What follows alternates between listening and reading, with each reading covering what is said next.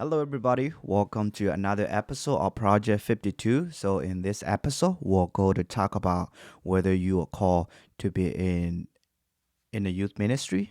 And for today's episode, I will also share some of my experience as a youth pastor. So, if wherever you are listening to this podcast, if you could uh, rate it or leave me a review, whether on Spotify or Apple's. I would really appreciate it. So yes, let's start it. So, what is it like to be a youth pastor? So, being a youth pastor, is it the same as being a uh, senior pastor? Of course, uh, because the responsibility is so much lighter than the senior pastor or the lead pastor. So one of the things that you have to know is that if you feel like you're called into a full time ministry or being a pastor, I think if you have a chance to be a youth leader, that is really great. It will give you a lot of experience. And the first thing is that uh, being a youth leader is not it's not as hard as you think. So you had to believe that it's not as hard as you think. You just had to take it. You just had to take it and be responsible for some of the stuff that you have to do. Okay, so what are some of the barrier and what are some of the struggle that you will have to face or uh, you will have to deal with. So I personally had this is my uh, this is in my youth ministry. So in our youth, so one of the barrier I have to face, or we as a team we had to face, is the language barrier. So language barrier is tough because some student or some of the team they aren't able to speak in Burmese, or they aren't able to fluently in Burmese. So that's is tough for us as well. And then another one is that since they are so comfortable speaking English, because majority of them they grew up in the state, so yes, that's that. I think that's the part that we, as a youth leader, we have to adjust. And if you look at it with a great like a 5 year vision from now, most of the teens they will grow up, and majority of them they will probably be more comfortable speaking English. So I don't know how do you deal with your youth, but yeah. So for some it might be a little different, but for us, I think I personally had to face the language barrier. So we did try our best, um, and we are.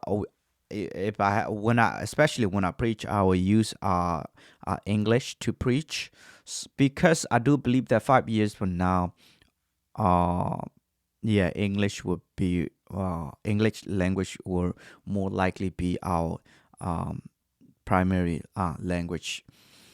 And it's okay if you can keep up with your mother's tongues. Uh, that is fun. You know, that is really great if you can keep up to do with that. But for us, for I personally, but for me, I personally see that for 5 to 10 years from now, things will be a little bit different. So if we can adjust that, that will be really great. So yeah, language barrier is one of the main things that we as a youth leader we have to face. So that's why it is so important for the new generation, the Gen Zs, to step up. Like if you're in the Burmese community churches or in small churches, like this is a great opportunity for you to step up. Like if you don't step up, guess what will happen to the next generation? Like the next generation, they will be lost in the word. So Gen Z, we have to step out. We have to step out and fill this spot for now. We are a bridge for the next generation. We are a hope for the next generation. And maybe if God is calling you to go into a Bible training school or Bible training institute or seminary school, go ahead. Go ahead, invest yourself in the school, and equip yourself and train yourself with God word. Because if you don't train yourself, you can lead the next generation. If you want to lead the next generation with as a godly man, or with the word of God, you have to be trained. And and for some, you might be like, I am not able to do that. And that's totally fine. You can train yourself in many different ways. You can also do a self study. But the thing is that there's urgency call to be a youth pastor, a youth leader. Because if you look at it within the Burmese community church, most of the pastor, very few of them could speak English, could not only could speak English but could preach in English. Very few of them. So guess what? When those pastors are gone, what will happen to the next generation? So if you are called to be in the youth, if you feel like God has put a passion, a burning fire in your heart to be a youth leader, then and go ahead and help your church and step it out in the field that is needed. And yes, as I said earlier, if you feel like you need to train yourself in this field, go ahead and do it. But in the meantime, you gotta fill in the spot. Okay, fill in the spot. And yeah, I totally understand that not everybody is called to be a youth pastor or a youth leader. But I don't know. But in my heart, I feel like somebody had to step out. Somebody has to step out. Um, I just want to speak specifically to the Burmese community church, and this can apply to a different churches as well. Because there is needed, not the word, like the word of God is not only needed in the Burmese community church, but in every denomination, in every churches.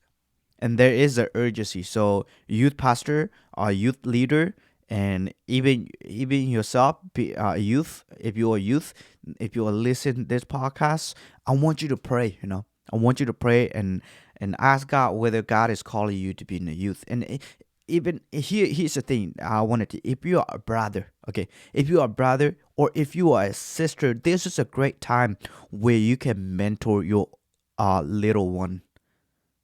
This is a great time to mentor your little brother or sister for with the word of God, like, because they look up to you. So if you can mentor them, if you can train them, this will be a great times. Okay, so yeah, so another struggle that we had to face as a youth leader, I think, is fundraising. Fundraise is really tough one because it's hard to fundraise these days. Uh, Not even this day, ever since I stepped into a youth leader role, uh, I just have a hard time when it comes to fundraising.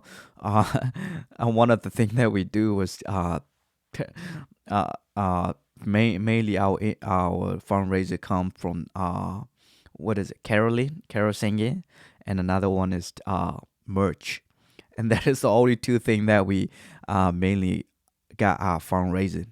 And yeah, so that's the only two thing that I could think of as of now. So yeah, fundraising is probably the difficult part. So you might ask, like, what can you rely on the church? But here's the thing, of course, yes, we can rely on the church. We can rely on the church. But here's the thing: we got so many things that we need to work on, and yeah, we got a lot of things because some of the things we wanted to use are very expensive stuff, and our church is still small, okay? And if you are leading a small church, you know the struggle well.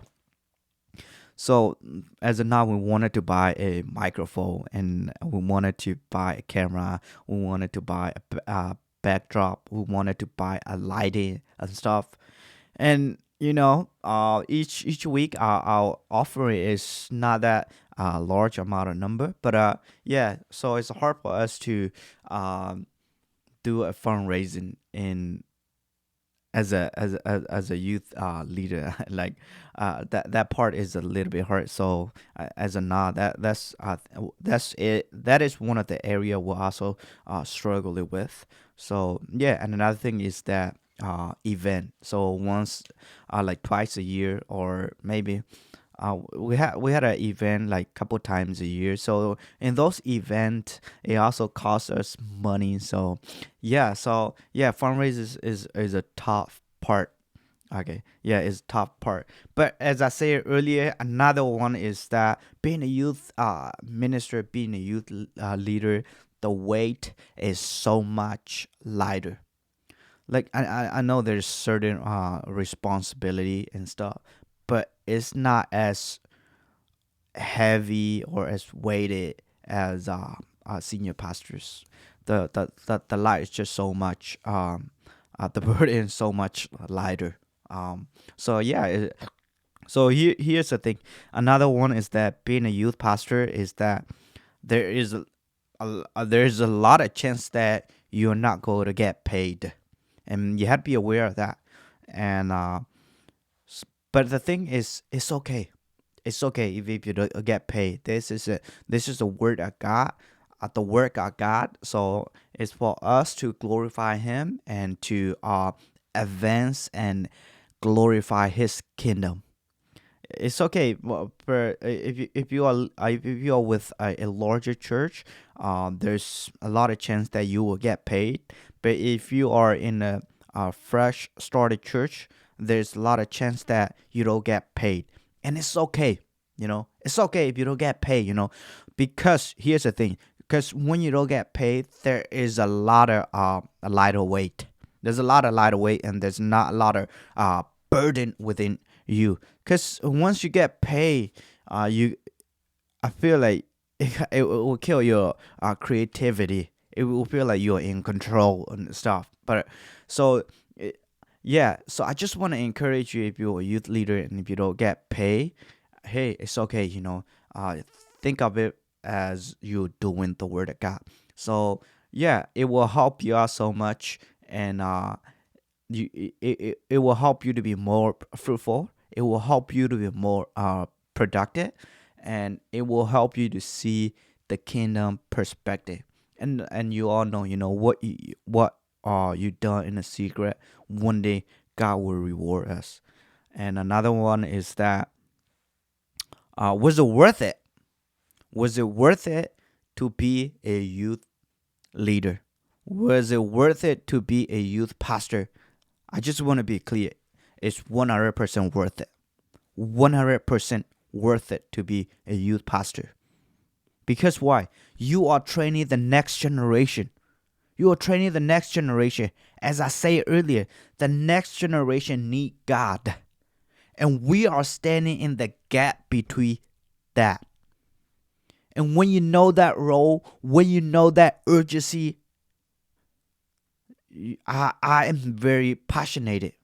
I am very passionate and on fire to lead the next generation. And if nobody step out, like who will step out? Who is going to come in and fulfill that place? I want you to be someone like when God is calling, who can I send? And Isaiah was like, Lord, here I am, send me. Here I am, send me. And I want you to be that person. If God is calling you to be a youth pastor, just say, Lord, here I am, use me. And God will use you mightily. He will use you mightily. And you just have to believe in that. You just have to trust God. He will lead you and He will guide you. So yeah, there's going to be a lot of struggle, and there is going to be a lot of rewards. There's going to be a lot of reward. And if you feel like, oh well, I'm a youth, and I I am youth and nobody go to respect me. Don't worry about that part. Don't worry about that part. You know, you will do it the word of God. You're not there. You're not stepping into a role to please people. Like if, because the good thing is that if you're a youth and you are leading a youth, there's likely a chance that they won't respect you, and it's okay. At first, they might not respect you, but later on they will. Later on they will, because when you carry the word of God, people will automatically, sooner or later, they will uh they will value the word of God. They value the word of God, and not only that, God will give you an influence over those who you are leading. So yeah, don't be afraid to step out, and don't be afraid to, even if you're leading a small group, or even if you have a couple of friends, influence them with the word of God. Influence them with the word of God. And I just want to speak specifically to the Burmese community church, because I know that there's a lot of churches uh, that they're struggling to have a youth pastor. They don't have any youth leader, because most of the youth leader, this is what I heard, I could be wrong, most of the youth leader, they're not equipped and trained. So if you're listening to this, and if you're a youth, and if God is calling you to uh, uh, go to a Bible training seminary, go ahead and train yourself, and then go back to your church and lead the youth, and it will help you in so many ways. It will help you in so many ways, and not only that, it will help your church and to grow your church. So yeah, for today episode, those are the main things that I wanted to just talk about it. So I just talk about the struggle, the reward, and are you called to be a youth pastor? Are you called to be a youth pastor? And friends, I wanted to say that it's worth it to be a youth pastor. Not only that, if you're a pastor, God can train you and can use you in so many ways. So trust and believe in Him. And I hope this word will encourage you and will help you in wherever you are. So yes, and if you're listening to this and you wanted to share this with your friends, and or somebody who is in the leadership role, or somebody who is a youth pastor, or somebody who wanted to be a youth pastor, I would really appreciate it. And yeah, so that's it for today episode. God bless you all.